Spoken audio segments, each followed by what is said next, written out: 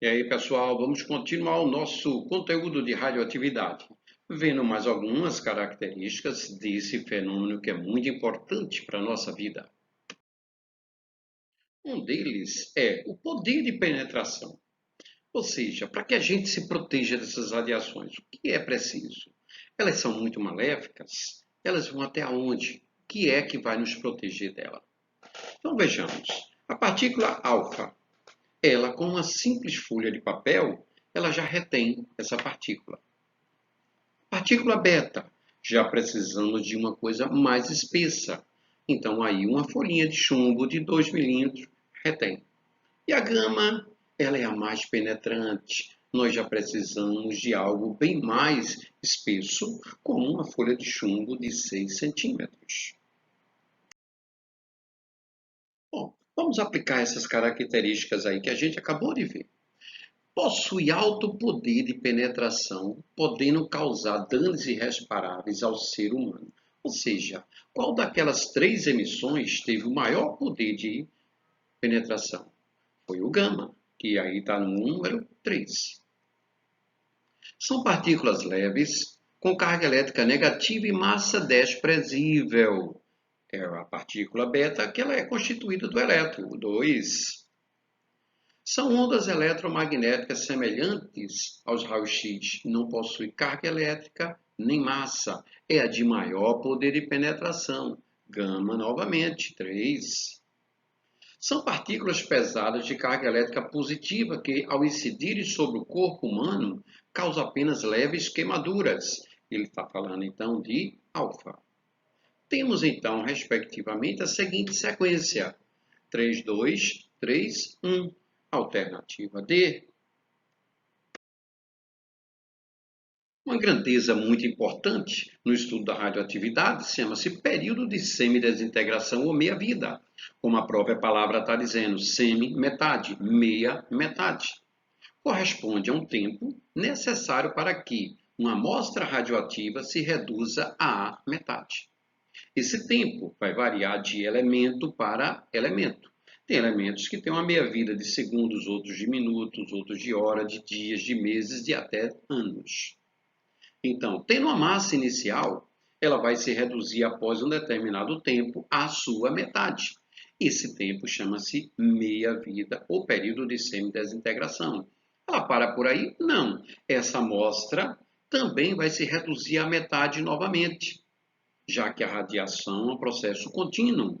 O tempo para que essa segunda amostra se reduza à metade também é a meia-vida e tem o mesmo valor que a primeira.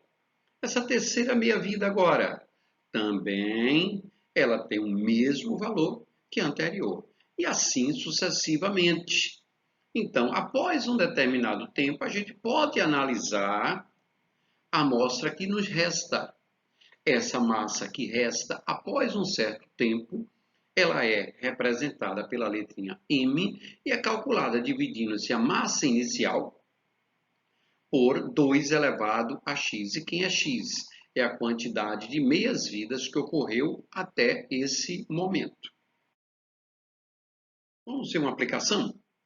O isótopo do fósforo, 32, cuja meia-vida vale 14 dias, isso quer dizer que a cada 14 dias a massa do fósforo ele se reduz à metade do que tinha antes.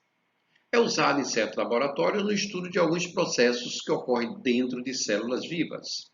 Se um laboratório recebeu uma amostra de 20 gramas desse isótopo, quanto restará após 70 dias? Então vejamos, de duas maneiras, a resolução desse problema.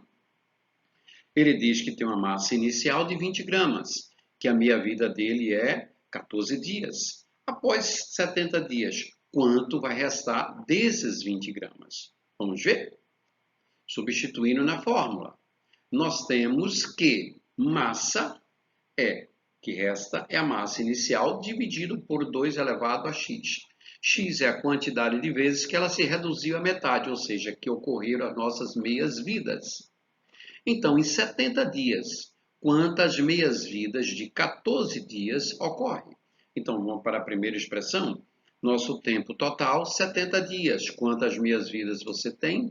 se cada meia-vida é 14 dias. Passando 14 para o outro lado e dividindo, a gente encontra 5. Então, essa amostra de 20 gramas foi reduzindo-se à metade 5 vezes. Qual é a massa que sobra? Massa inicial 20 gramas. 2 elevado à quinta. Quanto é 2 elevado à quinta? 32. 20 dividido por 32, 0,625. Ou seja, após 70 dias, dessa amostra de 20 gramas, vão restar 0,625 gramas. Essa é uma maneira de você resolver, utilizando a fórmula. Mas a gente pode utilizar a definição de meia-vida. Que massa inicial eu tenho? 20 gramas. Após 14 dias, quanto é que vai ter desses 20 gramas? 10 gramas, que é a metade. Esses 10 gramas vão continuar emitindo as nossas radiações. E após 14 dias novamente, ela se reduz à metade. Metade de 10, 5 gramas. Temos até agora um total de 28 dias. Os 5 gramas continuam emitindo as nossas radiações. E após 14 dias, fica reduzida a 2,5 gramas. 2,5 gramas após 14 dias faz reduzir-se a 1,25 gramas. Até agora, 56 dias, mas eu só vou parar em 70, que é o que ele quer. Após mais 14 dias, eu cheguei a 0,625. Total, 70 dias. Então, você pode optar por resolver a questão de uma ou da outra maneira. Vejamos mais outro exemplo. Afirmamos aí que após 40 dias, uma amostra inicial de 1,6 gramas do iodo se reduziu a 50 miligramas. Qual é a meia-vida desse radioisótopo do iodo? Ou seja, que tempo ele vai gastar para se reduzir à metade? Vamos ver? Dados que ele forneceu. 40 dias é o tempo total. 1,6 gramas é a massa inicial. Transformei para miligramas, porque a massa final está em miligramas. E a massa final, 50. Para ele ir de 1.600 até 50. Que tempo ele gastou? 40 dias. Quantas meias-vidas ocorreram aí? Ou seja, quantas vezes o 1.600 foi reduzindo à metade sucessivamente. Vejamos. Substituindo os valores, encontraremos 2 elevado a x igual a 1.600 dividido por 50, ou seja, 2 elevado a x igual a 32. Fatorando 32, 2 elevado a quinta. Como as duas bases são iguais, os expoentes também são, isso quer dizer que x é 5, ou seja, em 40 dias ocorreram 5 meias-vidas. Consequentemente, nós teremos uma meia-vida como sendo 40 dividido por 5, que vai nos dar 8 dias. Isso quer dizer que a cada 8 dias, a amostra do iodo se reduz à metade. Fazendo do segundo modo, nós iremos reduzir a massa inicial 1.600 à metade, até que a gente chegue em 50 miligramas. E aí, a gente vai observar quantas meias-vidas ocorreram e divide o nosso tempo total por essa quantidade de meias-vidas. Começamos com 1.600, 800, 400, 200, 100, 50. Ocorreram quantas meias-vidas? 5. Qual foi o tempo total aí? 40. Então, nós teremos que a meia-vida será igual a 40 dividido por 5, que é igual a 8. Vamos para mais uma aplicação. A meia-vida do estronço 90 vale 28 anos, isto é, a cada 28 anos, a amostra radioativa do estronço se reduz à metade. Quanto tempo é necessário para que restem 12,5% de uma amostra desse isótopo? Ora, a amostra inicial está completa, portanto, 100%. Após 28 anos, ele vai ser reduzido a 50%. Após 28 anos, 25%. E após 28 anos novamente, 12,5%. Então, aí a gente pode determinar esse tempo total. Vamos ver? 28 anos é a minha vida, quanto ao tempo total, sabemos que a nossa amostra inicial é 100%. Levando para a nossa expressão, a amostra final 12,5, a amostra inicial 100%, dividido por 2 elevado a x. Fazendo o produto dos extremos igual ao produto dos meios, chegamos a 2 elevado a x igual a 8. Fatorando 8, 2 ao cubo, portanto, ocorreram 3 meias-vidas. Se uma meia-vida é 28 anos, as 3 serão 3 vezes 28, que vai nos dar o tempo total para que ocorra essa desintegração, ou seja, 84 anos. Em 13 de setembro de 1987, em Goiânia, ocorreu um dos maiores acidentes radiológicos do mundo, que expôs ao ambiente 19,26 gramas do césio-137, cuja meia-vida é de 30 anos. Ou seja, a cada 30 anos, essa amostra de césio é reduzida à metade. O lixo contaminado está armazenado em um depósito em Abadia de Goiás e deve permanecer isolado por 180 anos, porque após esse período a quantidade de emissões que essa amostra vai colocar para o meio ambiente não é maléfica ao ser humano. Ao final desse período, a massa restante do césio será de quanto? Então vamos ver? Massa inicial, 19,26. Meia-vida, 30 anos. Tempo total que ele vai estar guardado, 180 anos. Quanto vai restar, então, após 180 anos? Vamos ver. Massa inicial, 19,26. Com 30 anos, eu reduzo a quanto? 9,63. Com mais 30 anos, 4,81. Com mais 30 anos, arredondando, 2,4. Com mais 30 anos, 1,2. Com mais 30 anos, nós chegaremos a 0,6. E com mais 30 anos, nós chegaremos a 0,3. Qual o tempo total aí? 180 anos. E a massa que restou, 0,3 ou 0,30 gramas.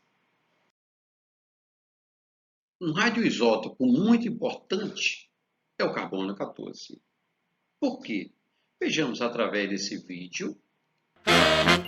Saturnina, tenho recebido informações que tem muita gente calculando a pegada de carbono depois de terem visto o nosso encontro anterior. Saturnina, tenho recebido informações que tem muita gente calculando a pegada de carbono depois de terem visto o nosso encontro anterior. Que legal, professor! Eu também tenho recebido muitos pedidos para o senhor explicar o que é o carbono 14.